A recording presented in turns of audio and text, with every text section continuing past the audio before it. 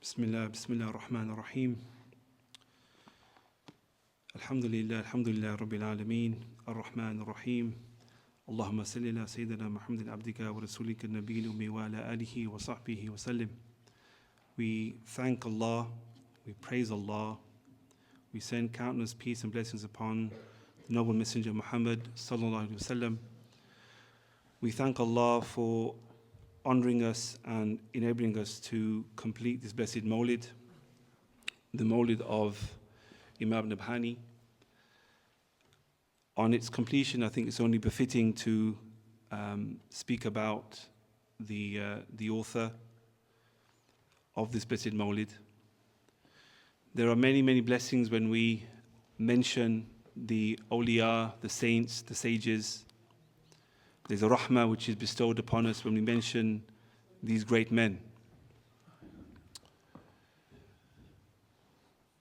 The question we have to ask ourselves, just like Uncle Sami has just summarized beautifully, is that what do we do after the completion of a Mawlid? Or what do we do after the completion of a celebration?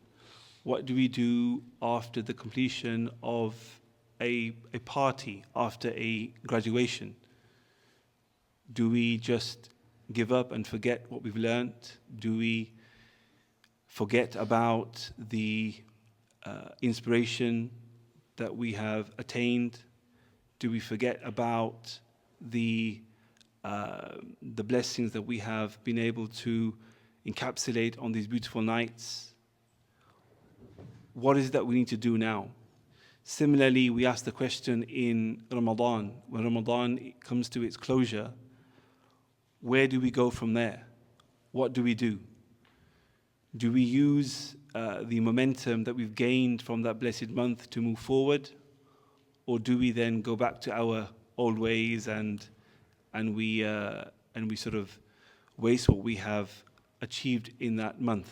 So similarly, after a completion of a Mawlid or after a blessed gathering, we have to ask ourselves, where do we go from here? فَأَيْنَ تَذْهَبُونَ? Where are you going? So where do we go from here and how do we get there? The Imam Yusuf al-Nabhani was born in Palestine in 1849. And he belonged to a village called Idham, which is no longer, unfortunately, existing due to, as you all know, the situation in that region of the world.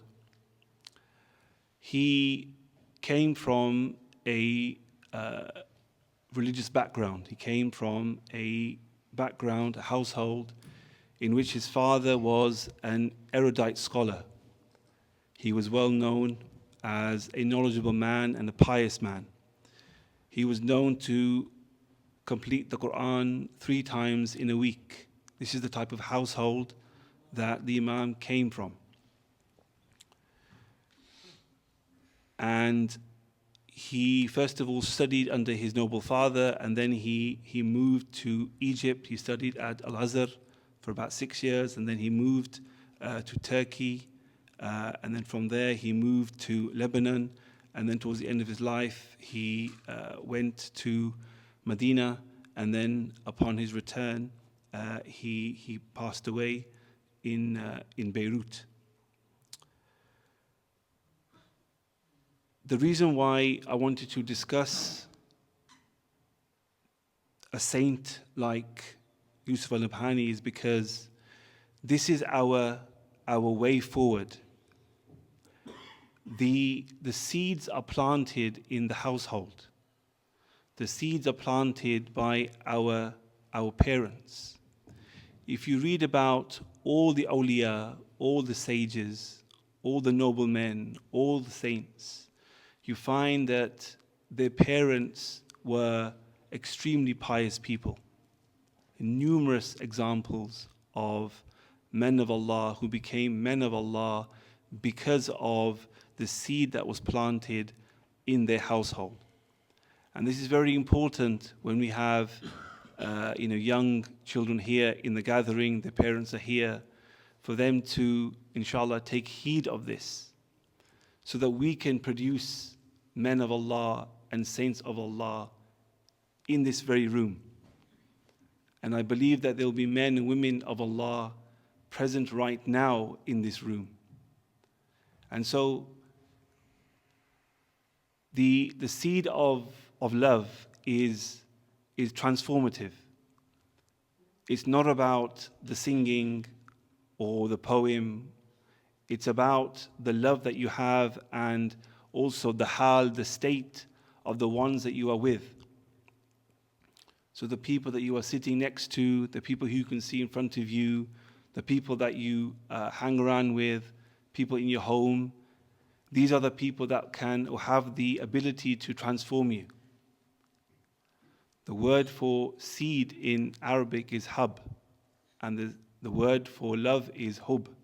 So hub comes first, and the hub will then manifest from that. Yeah. So we have to plant the seeds.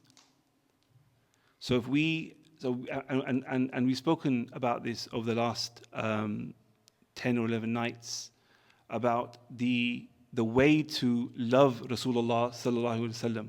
What is the methodology of loving him? How do we do this? What's the key? And we've mentioned numerous saints, numerous scholars, numerous works. We've talked about the Shama'il. We've talked about the various poems like the Dal al-Khairat. We've spoken about the Burda. All of these things. It's a blessing just to have copies of these books in your home. But if we make a habit of reading these in front of our children and getting them involved, this is planting the seed for the next generation of the next Imam Nabhani and the next Imam Jazuli. But it starts from the home. It starts from the parents. They have the foremost responsibility to be able to do this. Not every household will have scholars. Not every parent will be a scholar. And that's not what we're asking. But what we are asking is to increase our salawat upon the Prophet ﷺ, because this is the key to sainthood. This is the key to getting close to him, sallallahu alaihi wasallam, because he says in a hadith that the people who will be close to him are the ones that pray upon me the most. So we need to get into this routine of making salawat upon the Prophet ﷺ.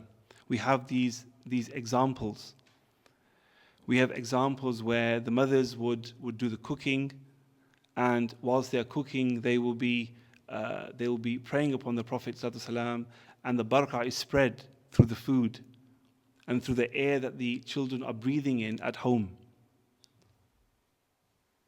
So we mention these scholars, we mention these imams so that we can learn from them, because they hold the key. They hold the key to loving Rasulullah sallallahu alaihi wasallam. We learn from them to try and be like them, to try and walk in their footsteps. Many of us will be at a different stage in our life and in our journey. Some of us are about to sow the seed. Some of us may be where the trees are growing now. Some of us may be bearing fruits. So you have to look inside of yourselves and see, which stage am I at? Am I at the stage where I am actually able to bear fruit? And if that's the case, then you need to spread that fruit, and the fruit from the tree will fall down. So you need to make sure that you have your students and your children sitting underneath that tree to be able to collect the fruit. If you're at the stage where there's nothing there yet, then you need to start to sow the seeds to move forward. If the tree is there but there's no fruit there, that means you have to do a bit more work, but you're getting there. So each and every one of us will be at a different stage in our lives. And this is why we mention the ways to bear fruit and the ways to make the fruit even sweeter. Like I said the other day, The love for the Prophet ﷺ is there. I don't know any Muslim who would say that they don't love the Prophet ﷺ. It's impossible. But what can happen is that it can stay dormant. It might be lying dormant, and it just needs a little bit more effort. And because of the distractions of this world, we tend to forget and we tend to sort of become a bit lazy. But the more we remind each other, the more we could increase in the salawat. And this is why we touched upon this the other day about the companionship, that you want people around you that will remind you of the Prophet ﷺ. When you look at them, it will remind you of the Prophet ﷺ. It could be a brother with a beautiful smile. It could be a brother who has got long hair up to his earlobes, and it reminds you of the Prophet ﷺ's appearance. It might be a person who's just a gentle soul, and it reminds you of the personality and the character of the Prophet ﷺ. It might be a person that is just very relaxed in his demeanor, and you wonder, how is this guy so chilled out? And usually you find that these chilled out people are these people who are so content simply because of the salawat that they pray upon the Prophet ﷺ. So their hal and their state is such that the worries just basically fly out the window. And it's good to sit with these people so that we can take something from them, and so we can increase in our love.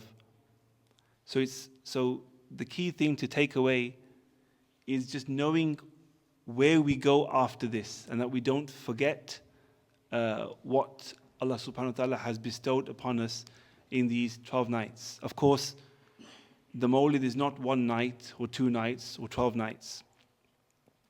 The Mawlid is for every single day of our lives.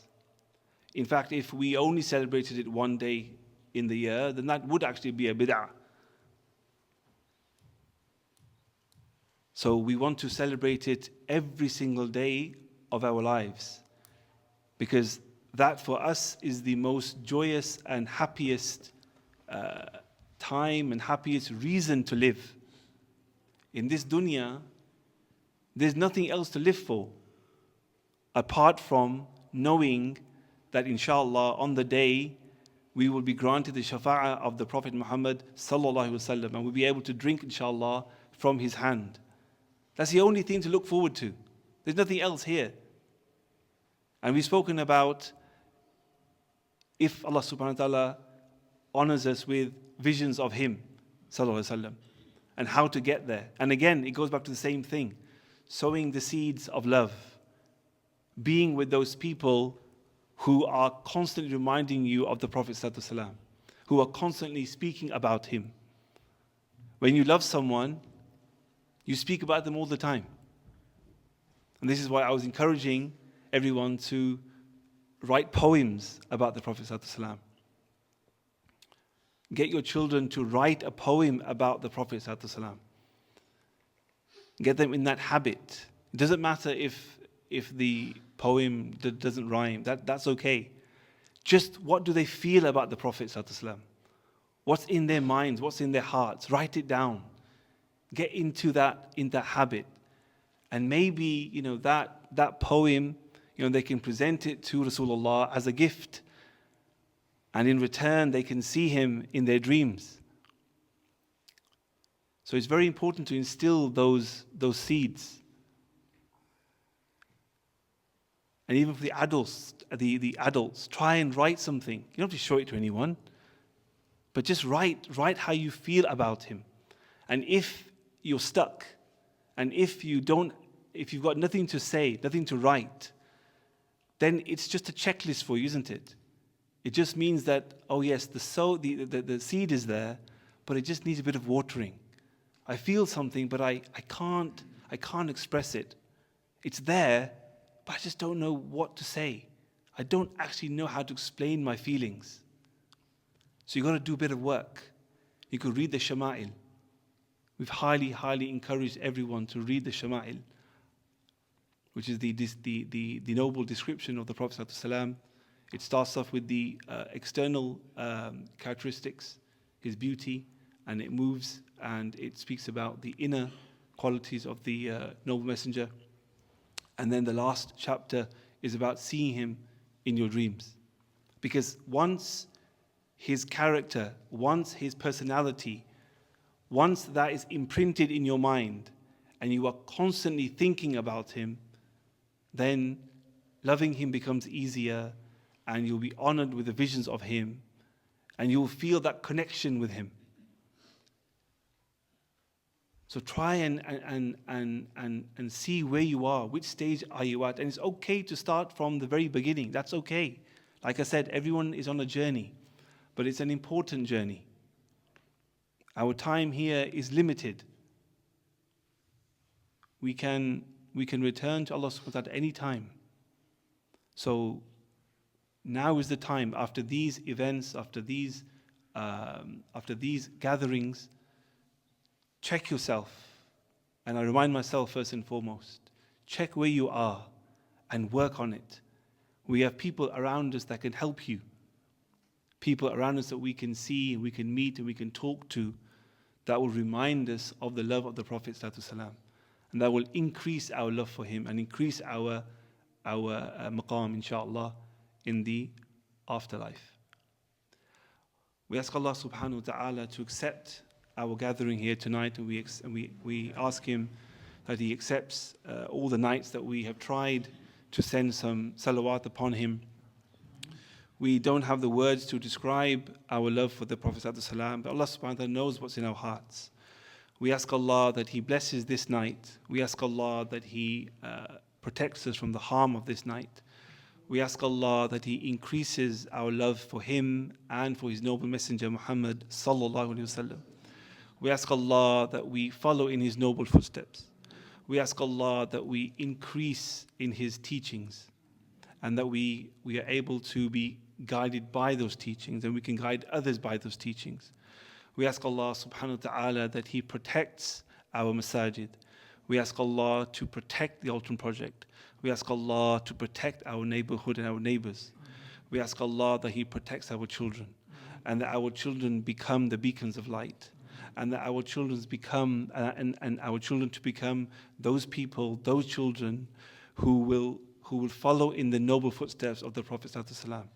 We ask Allah to make our children people of the Quran, people of Sunnah, people who love the Prophet, people who will die for the Prophet, people who will send salawat upon the Prophet till their last breath. We ask Allah that he makes our children a beacon of light and an example for others. We ask Allah to protect them. We ask Allah to protect them at all times from all harms. We ask Allah to protect our families. We ask Allah to protect the elderly. We ask Allah subhanahu wa ta'ala that he blesses our communities. We ask Allah subhanahu wa ta'ala that on the last day he gives us our books in our right hands and not in our left hands and not behind our backs. We ask Allah that the Sirat al-Mustaqim becomes easy for us. We ask him that we are able to cross the bridge. We ask Allah that we cross the bridge with ease. We ask Allah that we enter Jannah without any reckoning. We ask Allah subhanahu wa ta'ala that our scales are heavy. We ask Allah that our scales are heavy with La ilaha illallah Muhammad Rasulullah. We ask Allah that the Quran will bear witness for us. We ask Allah that in the grave the Quran will come and say that this person read me ya Allah. So therefore the hellfire will become forbidden for this person. We ask Allah that we are with Rasulullah on the last day. We ask Allah that we are able to gain his shafa'ah. We ask for the best intercession via the Prophet Muhammad sallallahu alaihi wasallam, because he is our key. He is our guide. We ask Allah subhanahu wa ta'ala that he gives us cure.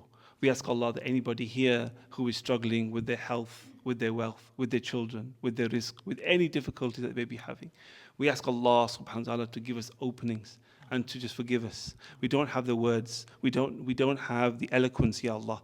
But we ask you from the depths of our hearts, Ya Allah, you know what is best for us, Ya Allah. You know what is best for us, Ya Allah. You know what is best for us, Ya Allah.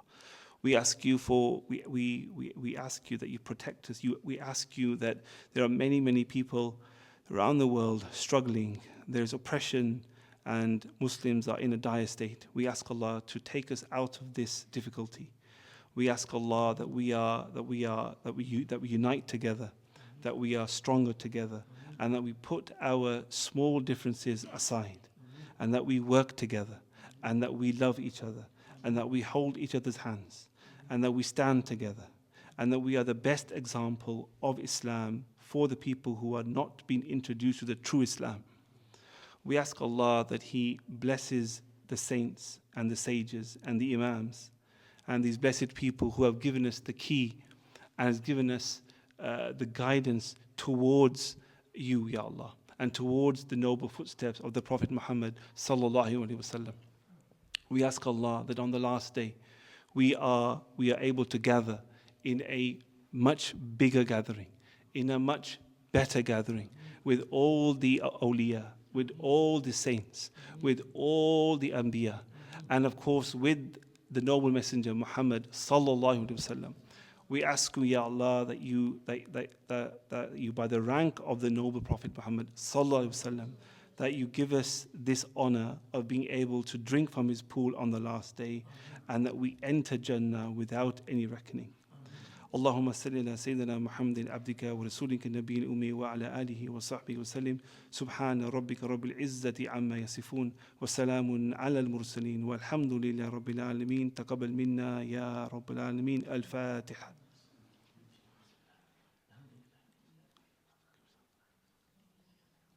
اللهم صل على